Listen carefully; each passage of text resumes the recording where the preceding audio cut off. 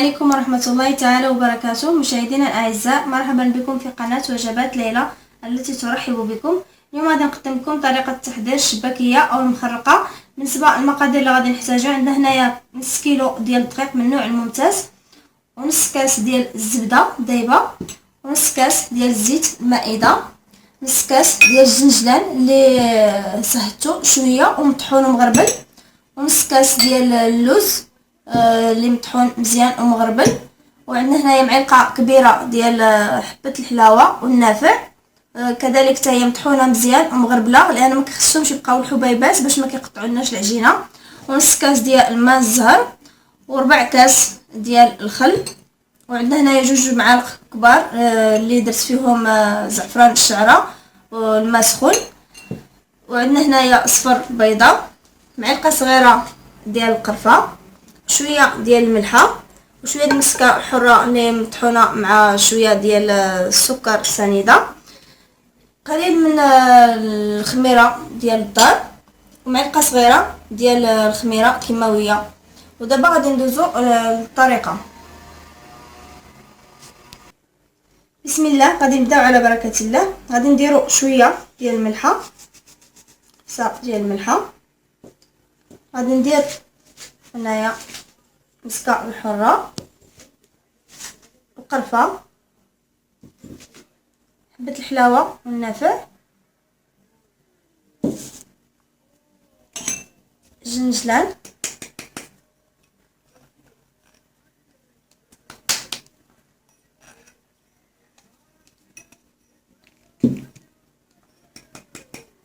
اللوز،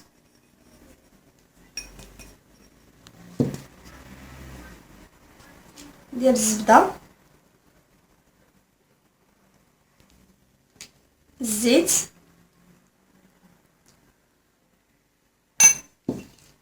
وغادي نخلط نحرك مزيان.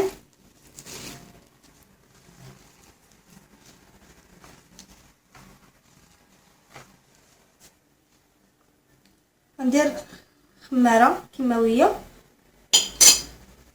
وغادي نحرك مزيان.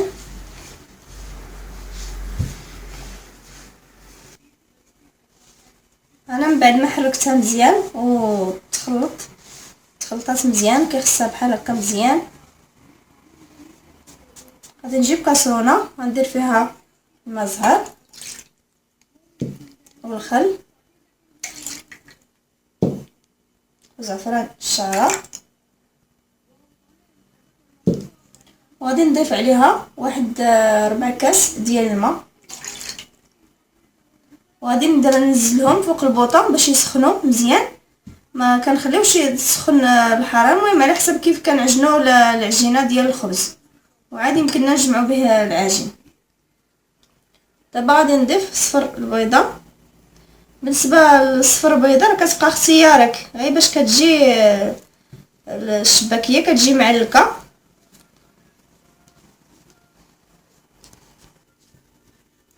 دابا غادي نضيف شويه ديال الخميره ديال الدار، غادي نضيفها هنايا في الماء اللي سخنت.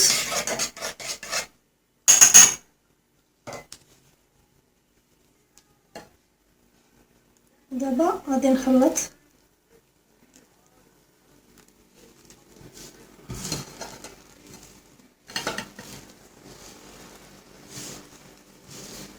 غادي نعجنها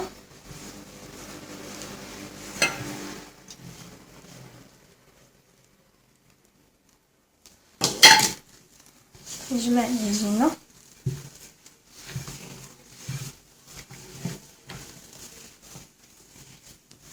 هكا. هيا من بعد ما عجنتها مزيان كما كتشوفوا راه خصها تدلك مزيان باش كتجي هذه الشباكيه زوينه. دابا غادي نشكل منها كويرات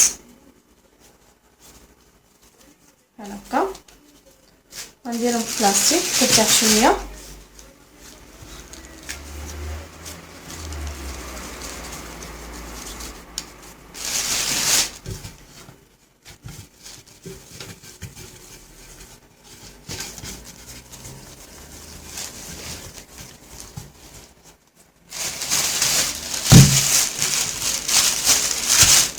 ترتاح شويه. انا من بعد ما ارتاحت العجينه غادي نضربها بالتلاك كتشوفوا بالطريقه باش تجينا اسهل.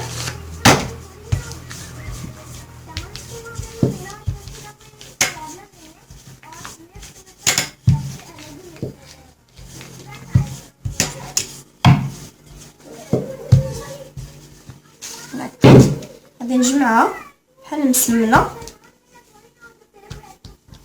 هكا باش ما كتضيعناش العجينه بزاف. كنخليها حتى ترتاح، كنمشي كندير لها بحال هكا كامله حتى كنسالي العجينه ديالي، تنديرها هنا في البلاستيك كنخليها ترتاح.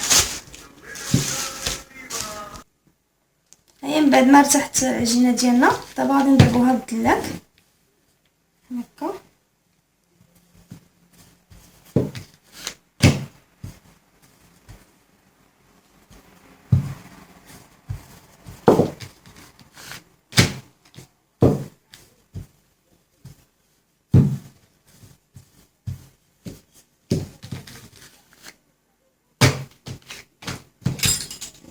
نقطعوها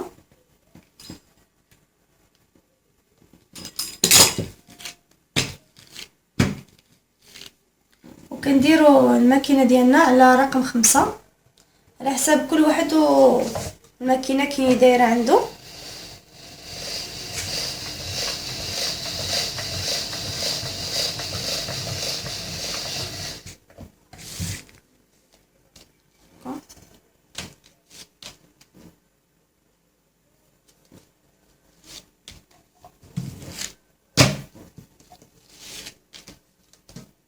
كتشوفوا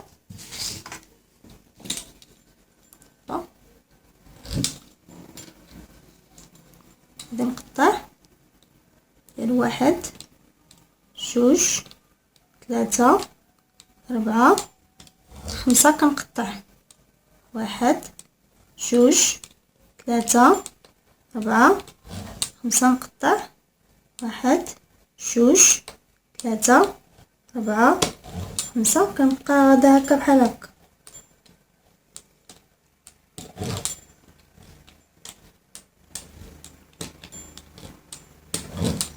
حتى كنساليها.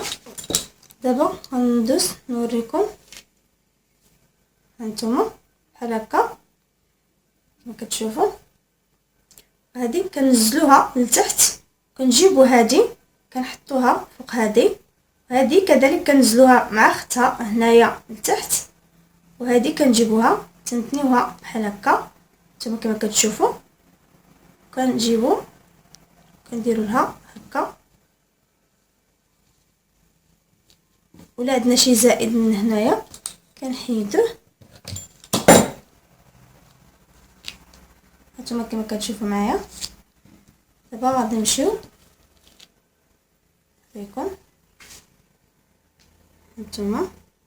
هادي كنهبطوها هكا كنحطو هادي فوق هادي هنايا، هادي كنهبطوها هنا مع اختها، هادي تنتنيوها هكا، هادي كنثبتوها هنا كنديرو بحال هكا نتوما.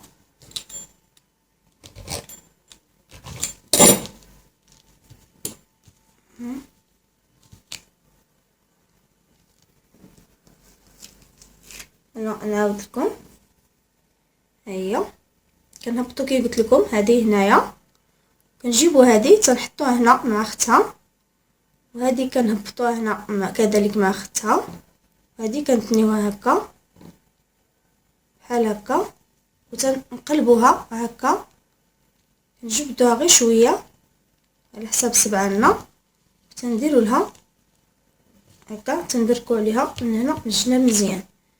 هانتوما عندي هنايا الزائد نحاول نحيدو هكا.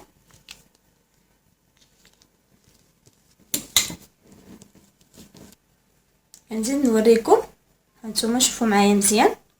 هانتوما كنهبطوا هذه هكا، تنديروها، كنمشيو هذه مع اختها هنا، هذه كنثنيوها هكا. هانتوما كتشوفوا هنايا هذه كتكون هكا، كنديروا لها هكا، تنجبدوها على حساب صبعنا وكنثبتوا هذه هكا. تنمشيو على هذه العمليه حتى كنساليو العجينه ديالنا كامله. هانتوما تمشيو بحال هكا حتى كنساليو. دابا غادي ندوزو باش نقليو المخرقه ديالنا. راني درت هنايا الزيت راه كتسخن، وغادي نحتاجو 2 صفايات من هادو، وحده غادي نحتاجوها باش غادي نخدموها في الزيت وحده في العسل، وشويه ديال الزنجلان اللي محمر كما كتشوفوا، وغادي نحتاجو الكسكاس باش غادي نديرو المخرقه باش تستخضر. وهنايا عندي العسل اللي سبق لي وحضرته، هانتوما كتشوفوا معايا. غادي نديرو هنايا في الكاسرونه باش غادي نلوح فيه المخرقه. دابا غادي ندوز باش نطيب الشباكيه. من بعد ما سخنات الزيت مزيان، دابا غادي نلوح المخرقه. بسم الله. كنقصوا عليها البوطه باش ما كتخطفهالناش العافيه هكا.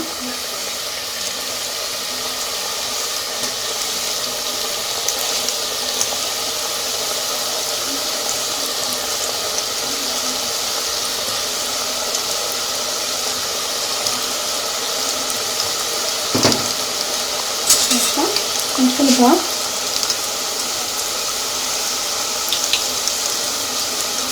نشوف هي تحمرات من التحت، نقلبوها.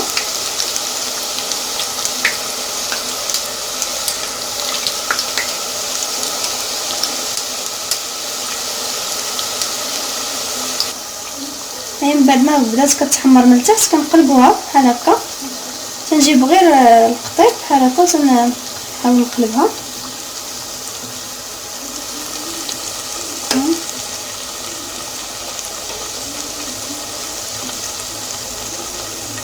هكا، تنخليوها باش تتحمر من الجهه الاخرى.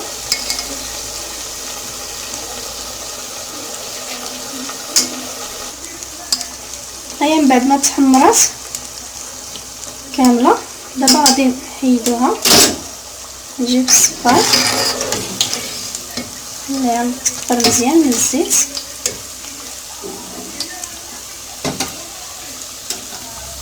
نقطروها مزيان، وغادي نلوحها العسل هكا مباشره، تنبرك عليها بحال هكا العسل.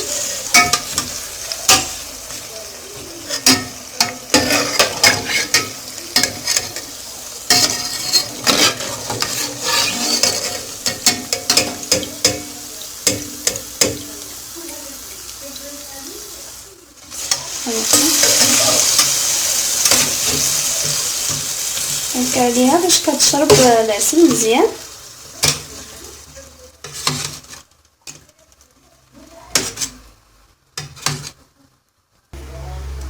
دابا كنخلي هذه باش كتشرب العسل، ودابا كندوز نرمي الشباكيه في الزيت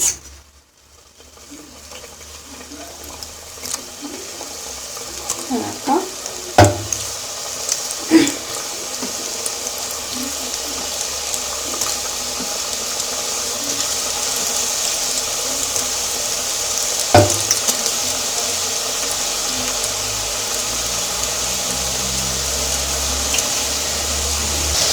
بعد ما عملت الشباكيه بالزيت، دابا غادي ندوز بهذه اللي درت في العسل، غادي نحيدها،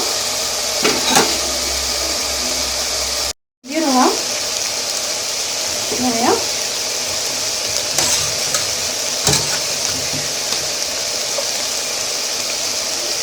نخروها مزيان هكا.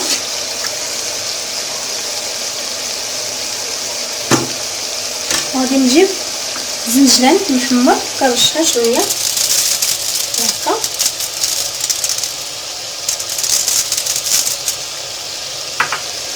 ندوز نشوف ندير نشوفها الا تحمرات لي من تحت كنقلبها، مازال خاصها تزيد، خليها تزيد تحمر صافي. كنبقى على هاد الطريقه هذه حتى كنسالي.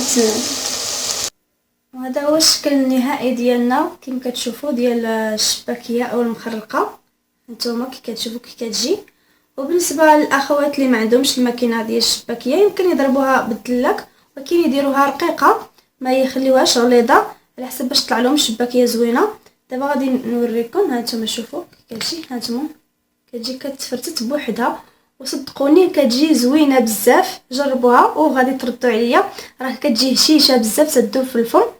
وكنتمنى انه تعجبكم. وإلا عجبكم الفيديو ديالي ما تنساوش انكم تشاركوا مع الاصدقاء ديالكم، وتضغطوا على جيم، وتابوناو معنا، وتضغطوا على الجرس باش توصلوا بالجديد ديالي ان شاء الله. والسلام عليكم ورحمه الله تعالى وبركاته.